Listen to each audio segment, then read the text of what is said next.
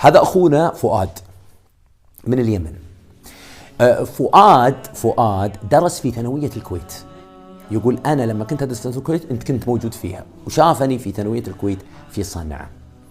المهم فؤاد درس البكالوريوس في صنعاء، وبعد ما خلص دراسة البكالوريوس في صنعاء طلب العلم على بعض المشايخ المرموقين والرائعين في صنعاء، وتتلمذ، وواضح عليه أثر العلم سبحان الله في طريقة كلامه. المهم هو من أهل محافظة اسمها ريمة. محافظة ريمة يا جماعة الخير هي قريبة من الحديدة، يعني في المسافة ما بين صنعاء والحديدة على الطريق ريمة محافظة. وهو كان يسكن في قرية. يقول كنت أسكن في قرية وكان عندنا مؤذن اسمه أبو صالح. يقول المؤذن هذا أبو صالح من الصالحين، رجل صالح الله يغفر له ويرحمه يجعله في عليين. يقول رجل يعني دهين الجنة مثل ما يقولون، راعي صلاة وذكر وتسبيح وتهليل. يقول كان هو يذن وكانت الإمامة عندي، كنت أنا أصلي بالناس. يقول وبعدين توفى أبو صالح الله يغفر له ويرحمه المؤذن. يقول فكنت أنا أروح للمسجد، اسمعوا يا جماعة، يقول أنا كنت أروح للمسجد في الثلث الأخير من الليل وأؤذن الأذان الأول. تعرفون الأذان الأول لتنبيه الناس الفجر. يقول أأذن الأذان الأول، يقول ثم أجلس أتسنن في المسجد. يتسنن في المسجد حتى لو أراد أنه يصلي صلاة الليل يا جماعة، شفع وبعدين وتر يوترها. المهم يقول كنت أتسنن. يقول المهم جاء الأذان الثاني اللي هو الرسمي.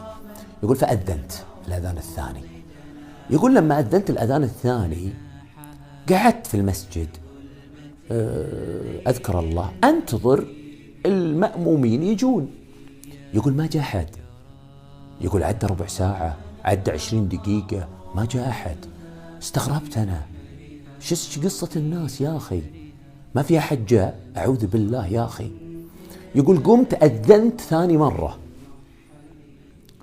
وشغلت وتأكدت من تشغيل مكبرات الصوت. يقول أذنت، وبعدين يقول من شدة الحماس وضيقة الصدر قلت آخر شيء يا جماعة تعالوا صلوا، يا جماعة الخير تعالوا صلوا. ضيق صدره إنه بيصلي الحالة مسكين.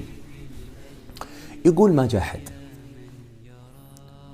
يقول أقمت الصلاة، شغلت مكبرات الصوت وأقمت الصلاة وبديت أصلي.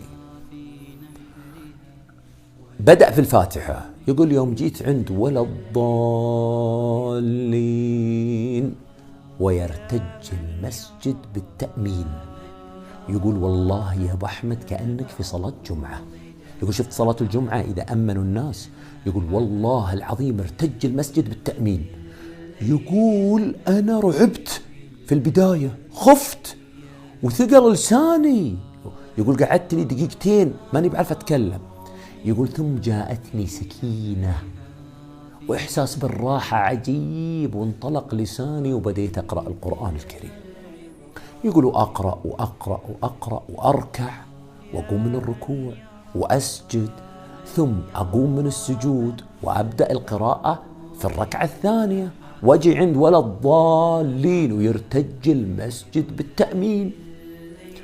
يقول ولا حسيت بشيء ولا خفت ولا ارتبكت. يقول في سكينة جت في قلبي الله سبحانه وتعالى أعطاني إياها.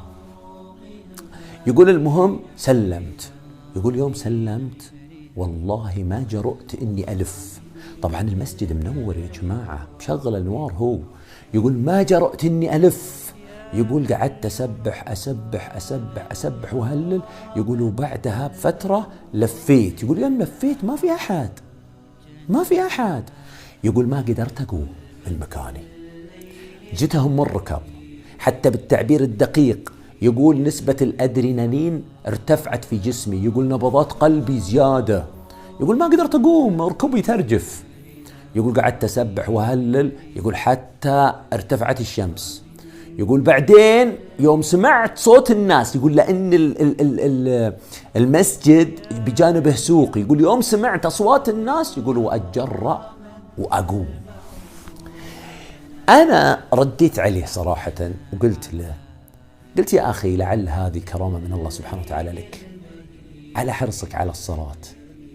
يا أخي رايح في الثلث الأخير للمسجد، في الثلث الأخير يا جماعة الخير يروح للمسجد ويؤذن، ثم يؤذن للأذان الأخير والناس ما تأتيه ويحترق قلبه، فلعل الله سبحانه وتعالى صرف له جماعة ما أدري منهم هم، أنا ما أستطيع أحدد، لكنهم مكلفين بالصلاة، صلوا معه وأحس بشعور الجماعة. أنا ما أقدر يا جماعة الخير أقول أنها حسبت صلاة جماعة، أنا ما أستطيع أفتي في دين الله، لكن الله سبحانه وتعالى يقول في كتابه العزيز: وإذ صرفنا إليك نفرا من الجن يستمعون القرآن.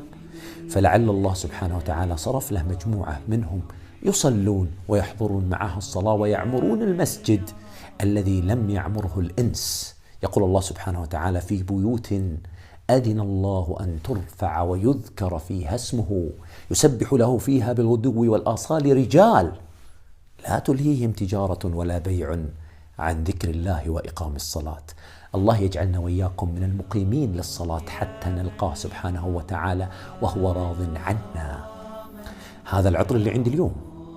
السلام عليكم ورحمة الله وبركاته.